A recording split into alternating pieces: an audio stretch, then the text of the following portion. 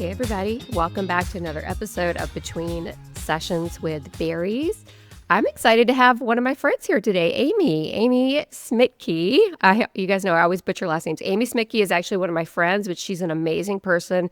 I want to read her bio and then kind of dive into everything that she's doing. She's a licensed independent social worker and licensed independent chemical dependency counselor, clinical supervisor, and adjunct professor in Ohio. As the founder of Motivated Wellness Solutions and co-founder of Theravault, she's dedicated to improving accessibility and quality in mental health and substance use care. Amy's commitment shines through her innovative approaches in therapy, her development of crucial supervision resources, and her active role in educating future professionals. Nationally, she's recognized for her expertise. She contributes to podcasts, leads professional trainings, and has co-founded the Supervision Summit, further making her impact in the mental health field of supervision. Her work is not only advancing the practice of supervision, but also embodies her passion for accessible and comprehensive mental health services.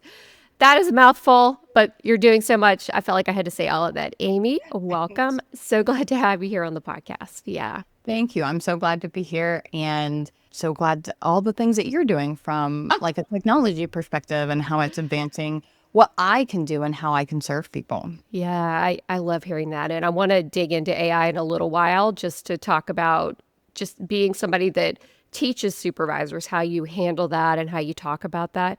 Before we get into that, I always love to do a little background. So what inspired you to start working in clinical supervision, and how has your approach sort of evolved over time since you started doing this in your profession? Yeah.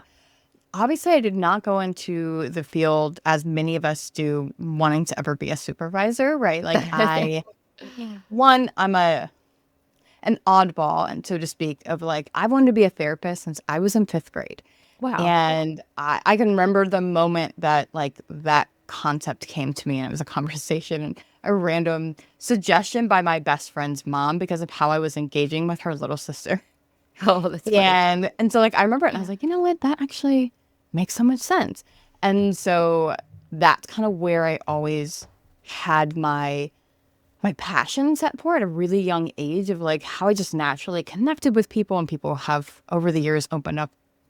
And many of us probably have experiences where like, why am I telling you this? Yeah. Like, I don't know. I didn't ask, but it's just a natural like comfort that I have with other people. Exactly. And so that's kind of how I got into this field. And, I always had that like, I guess, traditional Freudian perspective of like, people are going to be laying on a couch and I'm going to help them work for their problems. And obviously, it doesn't quite work like that. So, I always just anticipated just being a counselor forever, like a therapist in some capacity.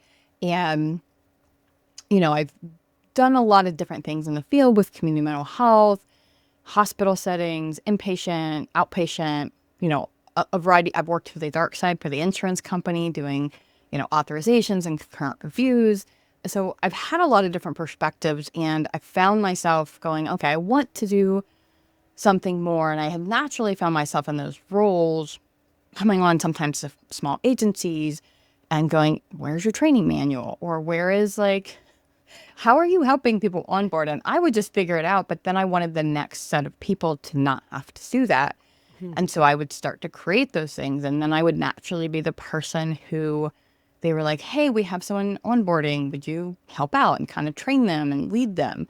And I found that I really enjoyed that aspect of it. And so when I was looking at what are my next steps, I want to do something else. And I came across an opportunity that it was a risk, but I was really grateful that they gave me the opportunity, with my family being very going, I don't know. And so I got the opportunity to be a clinical director from a program that was fresh. I was the first hire that they had. Oh, wow. They hadn't even opened the building yet. And Nice. it was 2 individuals who technically were younger than me. I was 30 at the time. And they were paying it with their own money. It wasn't backed by like a big loan or a big company at corporate.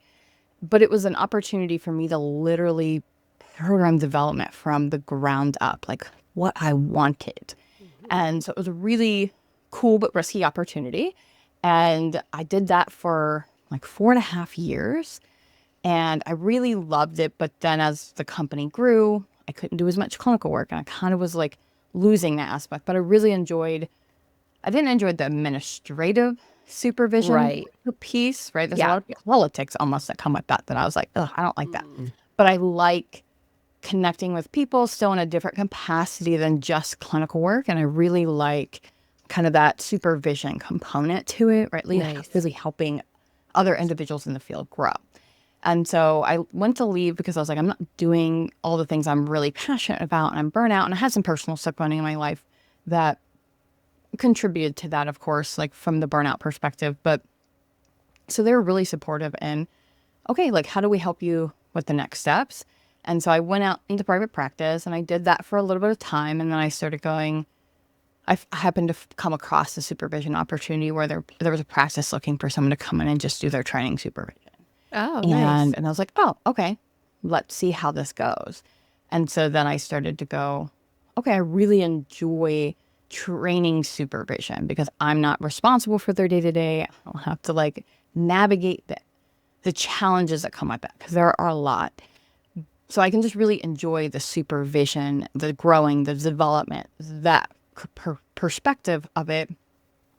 And so I started doing more research on what education's out there, what supports are out there. And I was like, oh, there's nothing. Right. There's no guidelines and really this is a national.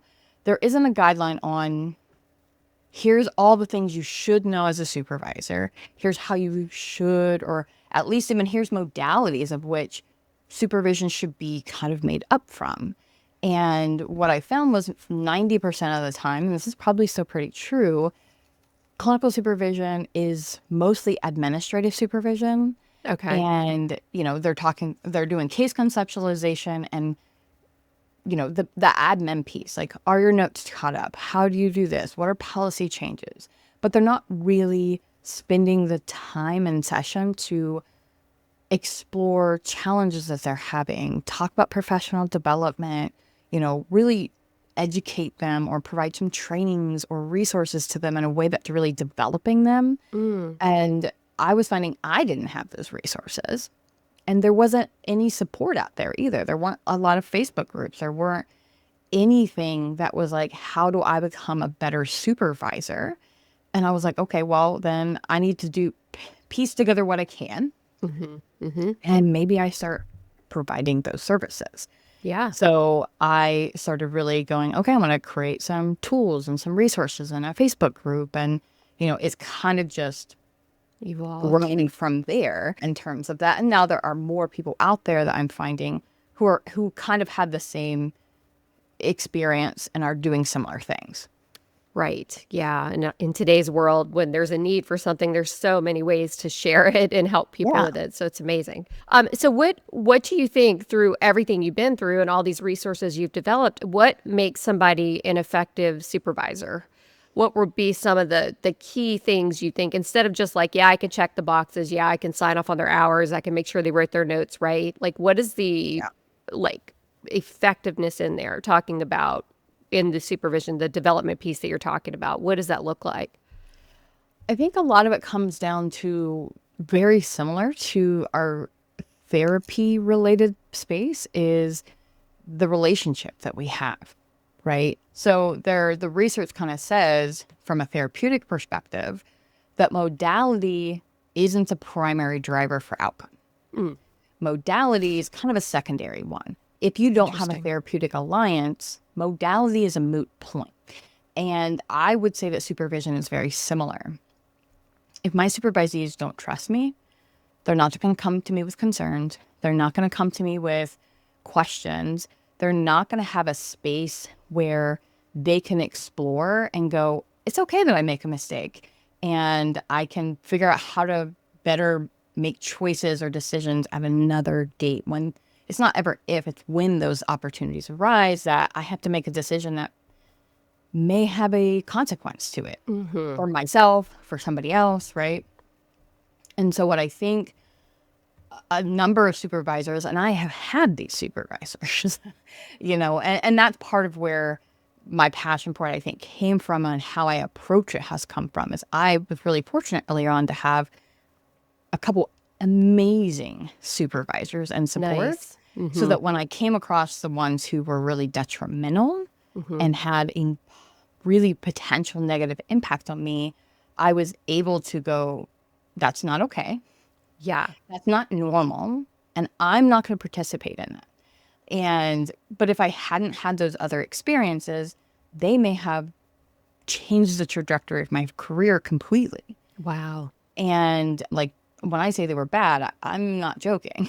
Can we just talk about that a little bit? I don't know how in depth you want to get, but what makes a bad supervisor? Maybe that's a more important topic to talk about, based on your experience. They can be really predatory. They can be manipulative. They can undermine you in a lot of ways. And so, I had supervisors who, I had one in particular who treated just me differently. And even like the director was like, I don't understand why this particular individual seems to be almost threatened by you. So they would come and they would attack me on, you're insubordinate for this. I'm like, but the director told me to do this. And they would try to write me up constantly for things that I didn't do or didn't do with malicious intent or to be insubordinate. I was doing what I was told to do, and they didn't appreciate when I would set a boundary and correct it. And so they would really undermine me all the time.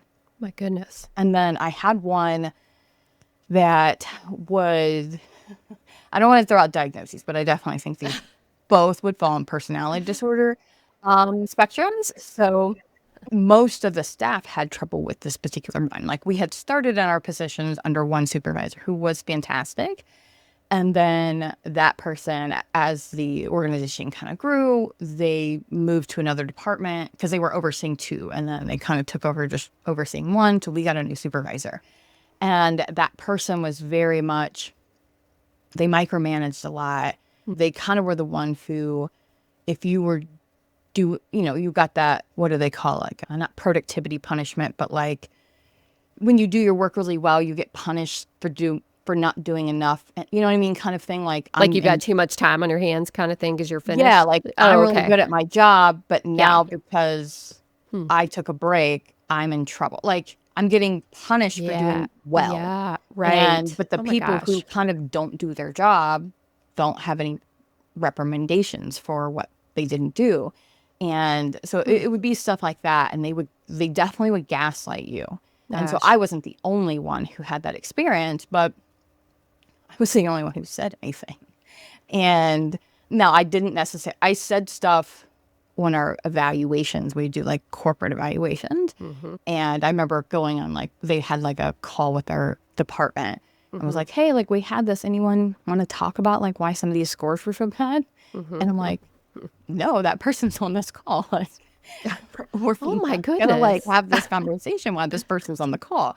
And so, I specifically had reached out to the executive director and was like, here's my direct concerns, like, but I don't feel comfortable with that. I wouldn't have retaliation as many other people because I've had these conversations with regards to this person. And so I gave some examples, but it wasn't until I actually left the company that I did an exit interview that I like completely just laid it all out. Wow. And I was like, this person you're probably going to lose a lot of people because this person is very, very detrimental to this department. And so I've just had supervisors who do that. And thankfully, like I said, I had really early on strong, positive, supportive supervisors in all the ways that I think a supervisor should be, that really supports you. And, my business partner and I had the same one out of grad school. We worked together. Now, all these years later, we're still really good friends.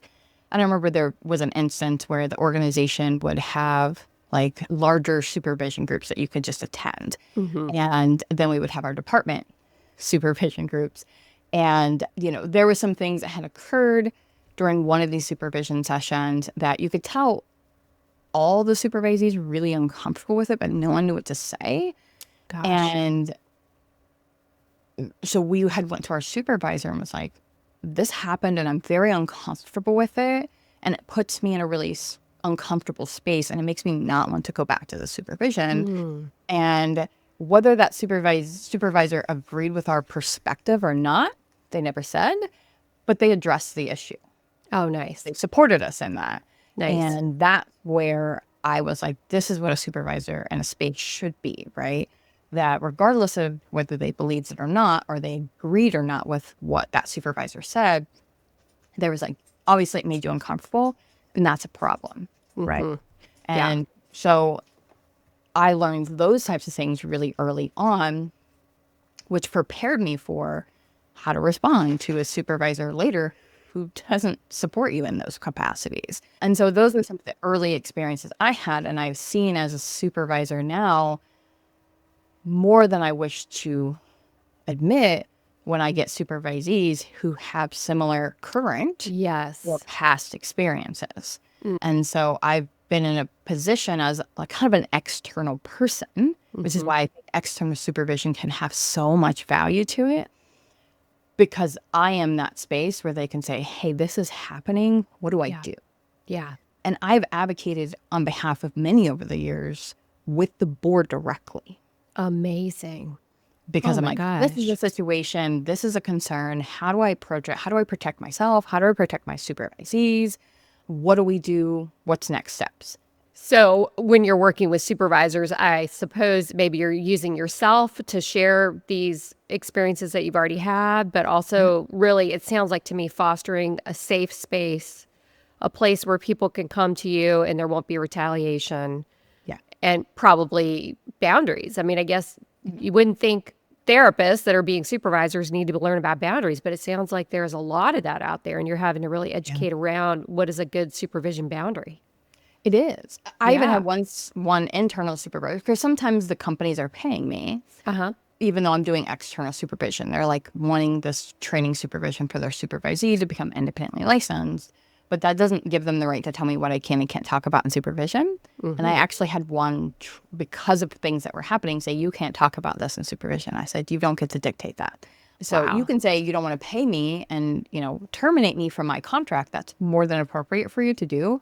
But you won't get to dictate the space that I create for people so that they can set boundaries with you. Amazing. Oh my So, gosh. Yeah. so there are spaces like that out there that people are in those. And I think it's really interesting because a state like New York actually discourages and doesn't practically allow any external supervision. They don't think it's necessary or needed. They kind of, I was really interested when I was reading the law about that. And I was like, Yeah. I actually Because think you would think you'd want to be able to have a supervisor outside of your internal network. I mean, that seems like it's a setup for if you can't. I mean, you only have your supervisor that's also supervising you. It's like, how do you even talk about things that might be employment? It like trying to work with somebody in that dynamic that might have weird boundaries or something, or be really authoritarian or micromanaging, that kind of thing. You need a safe place to be able to talk about this stuff, especially new clinicians. Yeah. Yeah. Wow. So I think so when I come from all of that to say, kind of back to your question of what makes, I think, a good supervisor is that you have the space to have those conversations, even when, and so this is part of, the similar as clinical work again, if I don't check myself and my issues, I'm going to bring that into the clinical supervision space. And I'm going to put my issues, my challenges, whatever that is, on the engagement and the aspects, the conversations, the relationship I have with my supervisees. So as I shouldn't take that into my clinical space with my clients, right? I'm a neutral party when I go in. I'm a neutral party when I go in with my clinicians as well. So I still have to make sure I'm not directing them this way because that's just a personal belief rather than is that clinically ethical? Is that boundary based, right? So, kind of again with the clinical space where that therapeutic alliance is primary, supervision relationship is that relationship is just as important. And a lot of the research in general says there isn't nearly as enough around the relationship of supervision in clinical spaces and the outcome of it. But as far as supervision in general, the relationship that you have with your supervisor and the type of supervision essentially that you get that is a positive relationship has an outcome on burnout, compassion fatigue, job satisfaction. Do you leave your job or do you stay in your job? Productivity measurement. So your relationship with your supervisor has not just my my supervisee's personal experience, but it impacts how they're capable of doing their job. Absolutely. I mean, that makes perfect sense when you think about it. So that leads into, how do you balance supporting a supervisee's growth and then hold them accountable to ethical and clinical standards too? So if somebody comes to you and they're like clearly doing something that is a huge boundary issue or, a violation of ethics, how do you like lovingly, supportively address that without, shaming them or making them think that my supervisor is an asshole kind of thing? Like how do you manage that with supervisees? It can be tricky because even if you do it as a supervisor, sometimes the absolute perfect possible way that is available to you, sometimes supervisees are their own people and they're not going to be receptive, right? Like some of us as the world are just never going to be open to feedback, right? Yeah. So there is sometimes that space where that person isn't really capable of that mental flexibility. And so I talk about that a lot with my students. I teach a lot. I do liaison work. I take students as interns at my private practice. And we talk a lot about mental flexibility. And so you have to have that, like that cognitive flexibility that like ACT talks about.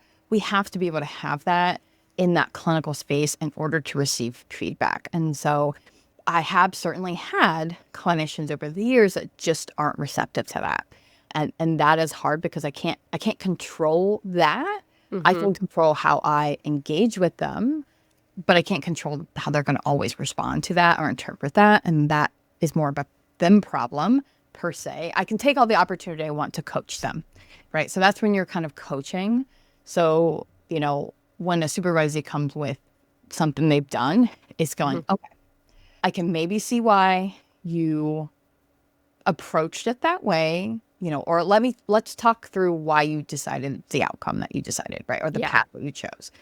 And then give them the opportunity, even if sometimes it's hard, to walk you through it, right? Because that tells you a lot about how they make ethical decisions, what their thinking process looks like. And then it gives you opportunity to go, okay, I can see sometimes it's kind of like validate. Like I can validate why you chose what you did, right? Especially when it comes to boundaries. Like people are like, oh, well, I gave them my number because I wanted to make sure they checked in with this one thing. And then it kind of just kept getting worse and worse and worse, right? So it's not that they intentionally did something wrong, right? It just got out of hand. But because they didn't come and talk to somebody about it when it first happened, I didn't have the opportunity to intercede and to help them make a different decision. And so then we can talk about, okay, I can understand how this got out of hand. So let's talk a little bit about where we could have made a better decision or a different decision, why that's a different decision that needs to be made. Because sometimes, as we know, ethics are pretty gray. Yeah. Very few that, kind of don't sleep with your clients. That's it's a pretty obvious one. But for the most part, some people do it. Lots of people. And too bad. In my state, quarterly, they send out, updates. And at the bottom of that update is kind of like a who did wrong. And it is a list, their name, what they got in trouble for, and what the outcome was. Now, if you want to see the full details, you could look it up. Obviously, it's always public knowledge in case some of you don't know that. But I would say 75% of the time, it's a boundary issue.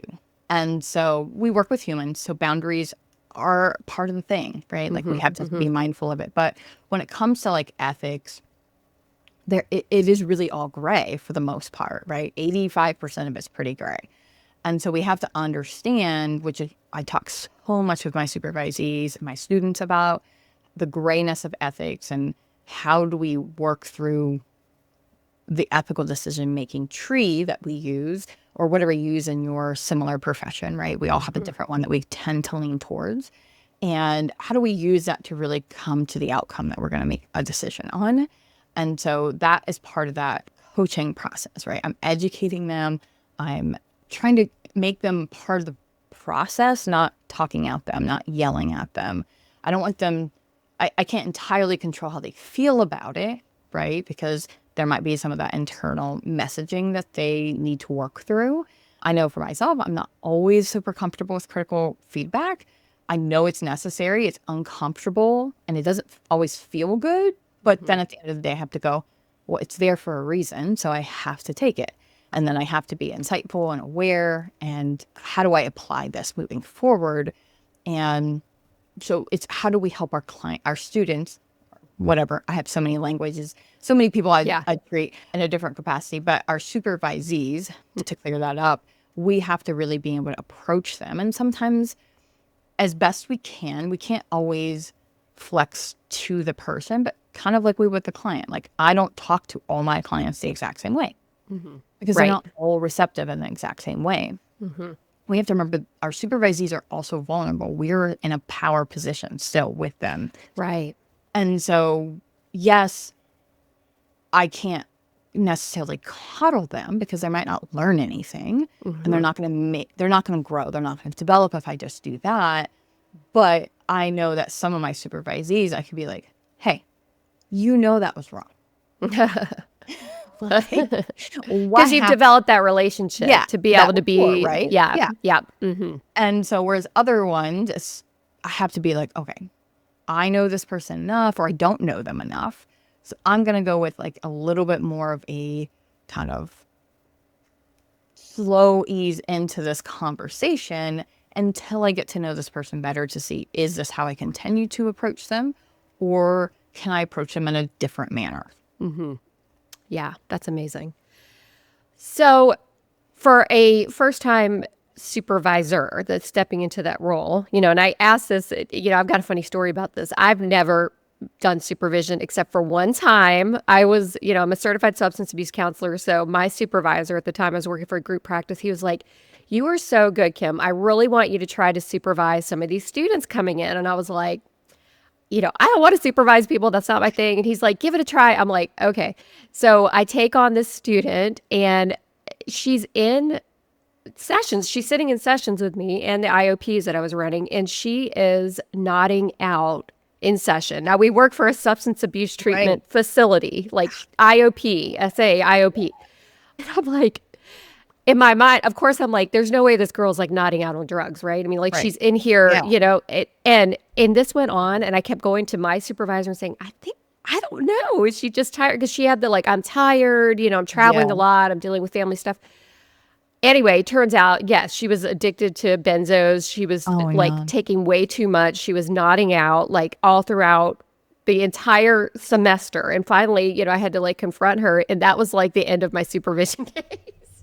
I was like, I'm never doing this again. That was horrible. Because, with substance abuse, right? They're really good when they're in active addiction of telling lies and seeming convincing. And, it kind of, you gaslight you a little bit. You don't trust your own judgment in a lot of ways. So that's a whole other story. But that was my one chance at supervision. And I was like, I'm never doing this again. I don't even want to do a group practice where I have to manage clinicians after that because it was just so awful for me. But I just tell that story to say, what would your advice be to a first-time supervisor that's just stepping into that role? Is there one piece of sage advice you could give to somebody just really doing it for the first time from all your experience and the teaching that you do and all of that? Having your own support, right? Okay. Your own consultation. Because I do run a consultation group. I have a few people in there who are supervisors. Not everybody is. And some of them are new supervisors. And they come with lots of questions, whether it's laws and regulations or how to approach this situation or how do you think I did, right? And so I think that was one thing I really struggled with myself. When I really took on my first supervision job, which was a clinical director. So I took a lot at one time. And I was so isolated. And because the only people, I had no one laterally in my position, especially from a clinical perspective. And the only people above me were the owners, and they weren't clinical. And so I could go to them for things, but from a clinical perspective, they just didn't have that. And the only real person I would say I continually reached out to at the time was my now business partner, who I've known for a really long time. She's been in the field just as long. She's also a supervisor. And so I would bounce ideas off of her quite a bit, or situations. And I think that was one of the only things that really helped me from almost a sanity perspective, was I had somebody to support me, because there are going to be so many situations that you're Yeah. like, what? I would say the majority of my supervisees come in, nothing. It's, hey, I'm walking them through clinical cases, or I'm training them or educating them on, a new modality or how to utilize it in a different way, right? Like we're talking about networking or other professional development opportunities, or I'm challenging them. I did one last year. I challenged her to present at the NISW conference with me. Oh my gosh. So we presented separately, but like, she was like, I hated it and I loved it at the same time. But I knew like her potential, and I really challenged her to do that. But it was a really great opportunity for her. So, Amazing. so I have those, but it's when I have situations where I'm like, Yeah. I'm not even sure right now. Yeah. Yeah. So I Yes. still use a few people in my life that are kind of in that clinical supervision space and honestly, I reach out to the board all the time. Oh, nice. I encourage people smart. to do that, but like I somehow have the direct email for the executive director, and he responds like usually less than 48 hours, usually same day. That's amazing. I know that's not everywhere. Like everyone doesn't always have boards who are robust in terms of like how many people are working for them and stuff. But so I reach out to him all the time, like, hey, I have this situation. What do I do? Or it's a hypothetical question. What if this happens? I don't really know. And I get really great advice, and it's written. I have a written feedback on, did I do this right, or what should I do, etc. So I would say that I think really good support in whatever capacity that is, internal, external, like have somebody who can help you when situations come up that you're like, I'm not ready for this quite yet. But that's how we learn, right? As we go. But we have to also know in the moment to say, okay, is this a crisis and it has to be attended to absolutely right now, right? Life, death. Or do I have a few moments to catch my breath, seek some consultation, and come back to it? Amazing tips here. I hope anybody listening is going to feel more confident going into this with your advice. So at the end of the podcast, usually we like to do a little like lightning round kind of thing. So where are you seeing AI and supervision and how they intersect, and sort of like, what's your advice around that now? Sure. Yeah. I certainly use it to some capacity. I would say I use AI more from like marketing kind of perspective on a regular basis. But I talk a lot about it. I know, I'm in your clinical AI club, so I learn a lot of tools on how to, again, use it. Like, I don't have time to create a PowerPoint. So I use it in those capacities often, but it also helps me learn and educate myself on, even if I'm not using AI platforms, whether that's for note documentation or, development of X, Y, and Z, or, something like a Zapier, right? Like, I'm not sure if that's considered AI, but it's I think so. Technology, right? And, so even I'm not always using some of those things, I think it's important as a supervisor. I just did a training on this last week. I think it's important as a supervisor that we are educating ourselves, even if we don't want to use it, we're not ready to use it, we're concerned about using it, right? We should always approach it with question, curiosity, and understanding, right? And so what I found with my last training, that the majority of the people there were really resistant to it, and they had good concerns about it. And so it was a good opportunity for me to really help them explore why, even if they're not using it, and they're not using, more like yet. Because exactly. It's going to continue to grow, and it's going to be an inevitability in our field. In what all capacities, I'm not sure yet, right? That'll present itself when it comes. But I think in order to be good supervisors, we have to, good or bad, stay up to date with everything. Laws, ethics, policy, etc. And that includes technology and advanced technology like AI. And so the reality is, probably some of your supervisees are using it, and they might not be using it ethically. And we are responsible to understand that and to educate them on that. And so, I mean, I talk a lot about AI in my supervision, and I'll have them pull up hey, everybody pull up a ChatGPT because you can get it for free, right? You don't have to have a paid version.